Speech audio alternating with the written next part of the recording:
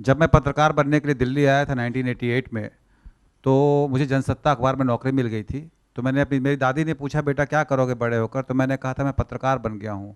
तो थोड़ी देर देर तक वो चुप रहीं, फिर उन्होंने मुझसे कहा कि अच्छा, तो फिर घर चलाने के लिए क्या काम करोगे?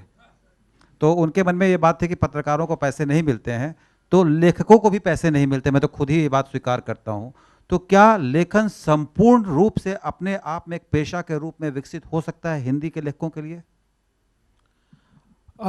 है, लेकिन रिस्की जोन है। निर्मल वर्मा जीवन भर लिख के ही अपना गुजारा करते रहे।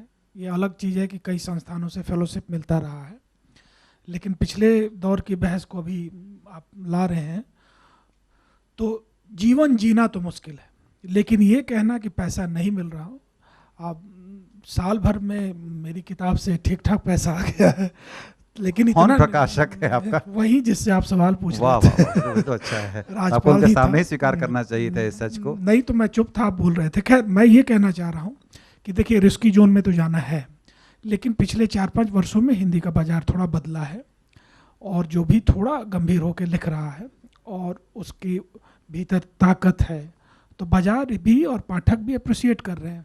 और खोखला जिसमें होगा वो तो 3 महीने 6 महीने में ढह जाएगा। लेकिन ये सवाल में जो है कि लिख के जीवन गुजारना थोड़ा मुश्किल काम है अभी, और हिंदी में ऐसा मार्केट है नहीं। लेकिन इसकी वजह से कोई लिखना छोड़ दे, ये सबसे खतरनाक काम होगा। बहुत बढ़िया। लिखना छोड़ना नहीं है, पैसे मिले ना मिले हम लिखते रहेंगे। पंकज जी, एक सवाल है कि जब आप लिखते हैं तो क्या आपके पात्र आप खुद गढ़ते हैं, या पात्र आपके सामने आकर खड़े हो जाते हैं और कहते हैं मेरे बारे में लिखो, मेरे बारे में लिखो? इसमें दोनों तरह की बातें हैं। जो मैंने कहा कि यथार्थ और कल्पना है। कुछ पात्र ऐसे होते हैं जो टहलते हुए हमें मिलते हैं, रास्ते में मिलते हैं, कहीं हम सफ़र में हैं वहाँ मिलते हैं, ज़िंदगी के रोज़मर्रा के कामों में हमें मिल जाते हैं। तो कई बार तो ऐसा होता है कि वो मिल गए हैं, और कई बार ऐसा होता है कि फिर गढ़ने पड़ते हैं। जब गढ़ने पड़ते हैं तब मेहनत कुछ ज़्यादा लगती है, क्योंकि वो पूरी आपकी कल्पना से आकार लेते हैं। और ऐसा पात्र जो आपको चलते फिरते कहीं मिल गया है, तो वहाँ आपकी मेहनत थोड़ी सी कम हो जाती है, क्योंकि आपको एक पूरा का पूरा कच्चा माल, या जिसको रॉ मटेरियल कहते हैं, वो पूरा मिल गया है। उसका बोलने का अंदाज़, उसका चलने का अंदाज़, उसका पूरा का पूरा आपको सब मिल जाता है।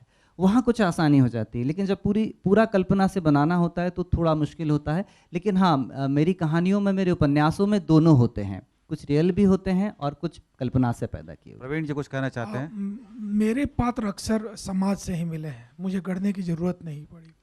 जैसे मैं जिस ज़िले से आता हूँ, छोटे पत्रकारों या फ्रीलांसर जो हैं, छोटे ज़िलों के पत्रकार, उनकी दुर्दशा को लेके मैंने छबीला रंगबाज का शहर लिखा। जी, वो कितना रिस्क ले बहुत रहे हैं। मशहूर किताब है आपकी, छबीला रंगबाज का शहर। तो उसकी जो दुर्दशा है लोकल पत्रकार की, वो मेरे सामने था। वो सच के साथ खड़ा था, लेकिन डरा हुआ था।